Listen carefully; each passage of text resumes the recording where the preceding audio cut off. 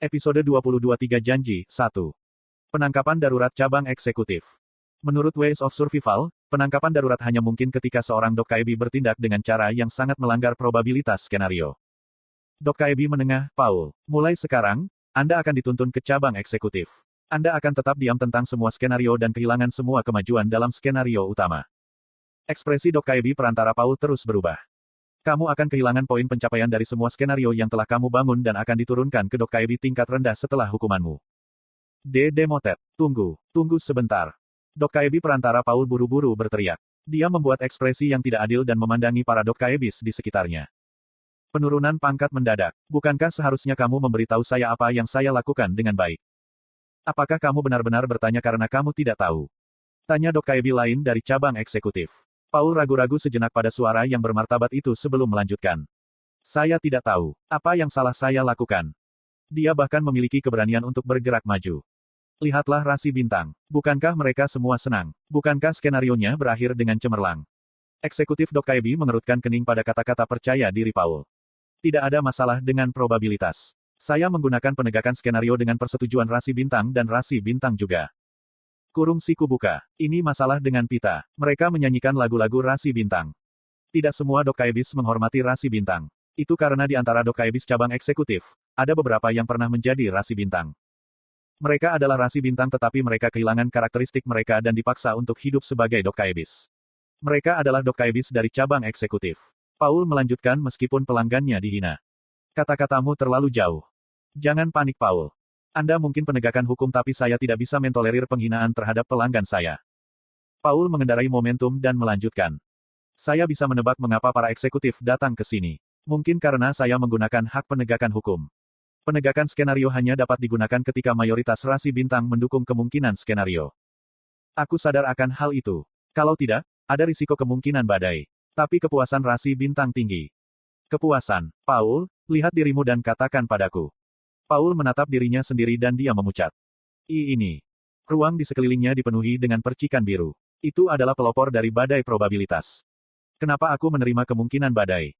Badai probabilitas adalah hukuman karena melawan arus. Probabilitas dunia sekarang ingin menghapus keberadaan Paul. Sang penegak Dokkaebis tertawa. Hak penegakan adalah kekuatan yang menuntut kemungkinan terbesar dari seorang Dokkaebi. Apakah Anda pikir Anda akan aman menggunakan otoritas ini untuk pengembangan kasar seperti itu? Bukan itu masalahnya. Paul, Anda memiliki kesempatan untuk mengakhiri skenario tanpa menggunakan hak eksekutif. Itu adalah perkembangan baru yang belum pernah saya lihat sebelumnya. Mengapa kamu menghentikannya? Berkat kebrutalanmu, sebuah keadaan darurat dijatuhkan di Biro Seudom. Tidak, tunggu sebentar. Saya menggunakan hak penegakan sesuai dengan pendapat rasi bintang. Paul melihat sekeliling. Konstelasi C, apakah Anda tidak setuju dengan perkembangan saya? Namun, tidak ada rasi bintang yang dijawab. Kurung siku buka. Rasi bintang. Banyak pesan tidak langsung dari rasi bintang mati. Luar biasa. Kenapa? Semua rasi bintang yang mendukung perkembangannya telah meninggalkan saluran Korea. Eksekutif itu mengerutkan kening. Dasar bodoh. Tidak bisakah kamu melihat bahwa rasi bintang hilang? Banyak rasi bintang yang ingin membunuh saya dan yang menghasutnya telah meninggalkan semenanjung Korea dalam jumlah besar begitu berubah menjadi drama. Itu alami. Sungguh aneh terus menonton ketika perkembangan yang tidak diinginkan terjadi. Bahkan, saluran Bihyung kehilangan hampir sepertiga dari pelanggannya. Yang tersisa adalah rasi bintang, Hakim Setan Api, sedang melihat Dokkaebi perantara, Paul. Rasi bintang, tahanan ikat kepala emas terkekeh di Dokkaebi perantara, Paul. Konstelasi, Secretive Plotter, mengejek Dokkaebi perantara, Paul. Mereka semua rasi bintang yang tidak setuju dengan pengembangan Dokkaebi menengah. Tidak, saya tidak bisa dihancurkan dengan cara ini. Eksekutif. Jangan khawatir, kamu tidak akan dihancurkan. Apa artinya ini? Secercah harapan muncul di wajah Paul. Sang eksekutif Dokkaebi mengatakan sesuatu yang mematikan lampu sepenuhnya. Kamu akan diberikan hukuman yang lebih buruk daripada kehancuran. Biro kami menerima utang probabilitas besar karena Anda. Para eksekutif akan menggunakan kode penebusan Dokkaebi Paul. Kemudian tubuh Dokkaebi Paul secara paksa ditarik ke dunia. Dokkaebi perantara Paul bergetar. Suara aslinya muncul karena dia kehilangan hak siar. Ini konspirasi. Tidak mungkin seperti ini. Petik 2. Kemudian Bihyung berbicara dari sampingnya. Inilah sebabnya kamu tidak ingin menyelesaikan skenario dengan cepat. Bihyung. Pada akhirnya, Paul meledak. Paul memegang kode penebusan dan menunjuk ke Bihyung. Eksekutif. Tangkap dia juga. Saya punya bukti bahwa salurannya melanggar aturan Starstream. Petik 2. Dia secara alami akan ikut juga. Ekspresi Paul cerah. Namun, orang-orang Korea tahu bahwa orang harus mendengarkan kata-kata para Dokkaebis sampai akhir. Itu karena dia adalah Dokkaibi yang memanggil kita. Apa? Jangan katakan padaku. Kata eksekutif Dokkaibi. Ya, Dokkaibi yang melaporkanmu adalah Bi-hyung. Bi-hyung sebentar melambai ke arah Paul bermata merah. Eksekutif itu tersenyum dingin.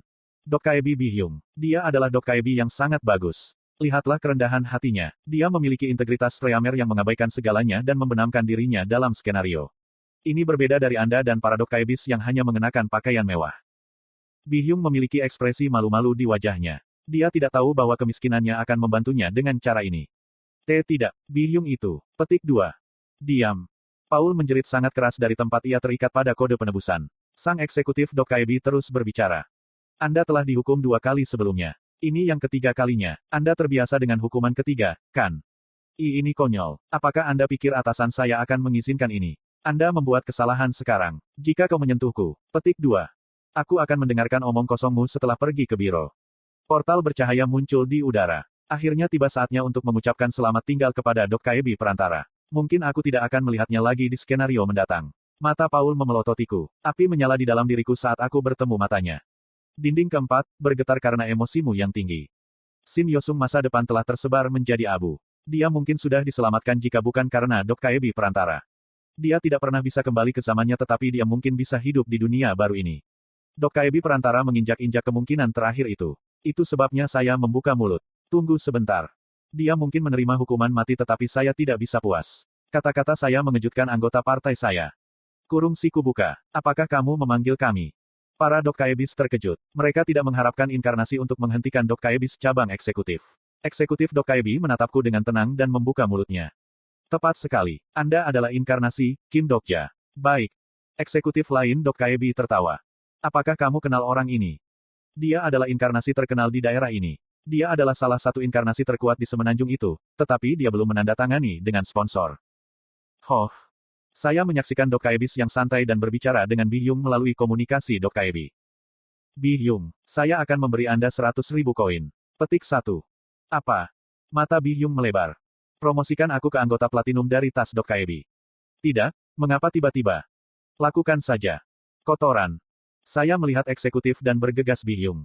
Bi-hyung menghela nafas dan mulai memanipulasi sesuatu di udara. 100.000 koin telah dikonsumsi. Selamat, Anda telah menjadi anggota platinum dari tas Dokkaibi. Awalnya, akan ada efek khusus yang luar biasa untuk promosi ini tetapi saya meminta Bi-hyung untuk tidak melakukannya. Berbeda dengan keanggotaan emas yang bisa diperoleh 5.000 koin, perlakuan anggota platinum berbeda. Ya, inkarnasi Kim Dokja. Mengapa Anda memanggil kami? Para eksekutif tidak tahu tentang promosi saya dan bertanya lagi kepada saya. Dokkaibis ini sangat besar dan saya gugup menghadapi mereka. Mereka mungkin jatuh tetapi beberapa dari mereka pada awalnya adalah orang-orang hebat. Aku bernapas ringan dan membuka mulut. Saya meminta hak solo meeting Dokkaibi. Apa? Para Dokkaibis eksekutif bingung dengan kata-kata saya. Kemudian tawa segera muncul. Hanya anggota platinum yang bisa meminta pertemuan solo, kan? Jangan bilang padaku. Tepat sekali. Tolong diperiksa. Kedua Dokkaibis saling memandang lagi. Mereka memanipulasi sistem untuk mengidentifikasi beberapa hal dan segera berteriak dengan takjub. Ini nyata. Bagaimana inkarnasi menjadi anggota platinum? Bukankah aku memenuhi syarat sekarang? Para eksekutif ragu-ragu sejenak sebelum mengangguk. Tepat sekali. Apa yang Anda inginkan dengan pertemuan solo, bukan? Kualifikasi platinum memungkinkan Anda untuk bertemu dengan Dokkaibi senior. Jadwal janji temu. Aku tidak menginginkan itu. Dokkaibi yang aku inginkan saat ini bersamamu. Aku mengarahkan jari ke Dokkaibi yang kuinginkan. Aku ingin pertemuan solo dengan perantara Dokkaibi Paul.